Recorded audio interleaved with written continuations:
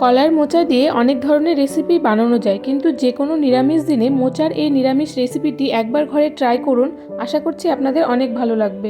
প্রথমেই আমি কলার মোচাটাকে ভালো করে ছাড়িয়ে মিডিলের এই কচি অংশটা নিয়ে নেব, যেটাকে আর ছাড়ানো যায় না। এবারে এইভাবে লম্বা করে 4 টুকরো করে কেটে গরম জলে দিয়ে হালকা ভাপিয়ে নেব।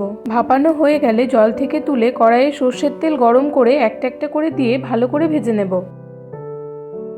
এবারে তেলে গোটা জিরে ফোড়ন দিয়ে সেদ্ধ করে চৌকো করে কেটে রাখা আলুগুলোকে দিয়ে ভালো করে ভেজে নেব। দিয়ে দেব স্বাদ মতন লবণ, পরিমাণ মতন হলুদ আর একসঙ্গে জিরে, আদা আর কাঁচা লঙ্কা বাটা। এবারে আলুটার সঙ্গে মশলাটা খুব ভালো করে কষিয়ে পরিমাণ মতন জল দিয়ে ভালো করে ফুটিয়ে নেব।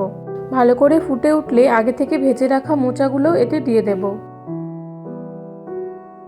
এবারে এতে দিয়ে দেব সামান্য গোবিন্দভোগ চাল বাটা, গরম মশলার গুঁড়ো আর সামান্য চিনি। সবকিছুকে একসঙ্গে খুব ভালো করে মিশিয়ে আরও 2-3 মিনিট মতন ফুটিয়ে নামিয়ে নেব। ব্যাস তৈরি হয়ে গেল মোচা দিয়ে দারুণ এক নিরামিষ রেসিপি। তোমরাও ঘরে অবশ্যই একবার ট্রাই করো আর আমাকে কমেন্ট করে জানিও তোমাদের কেমন লাগলো।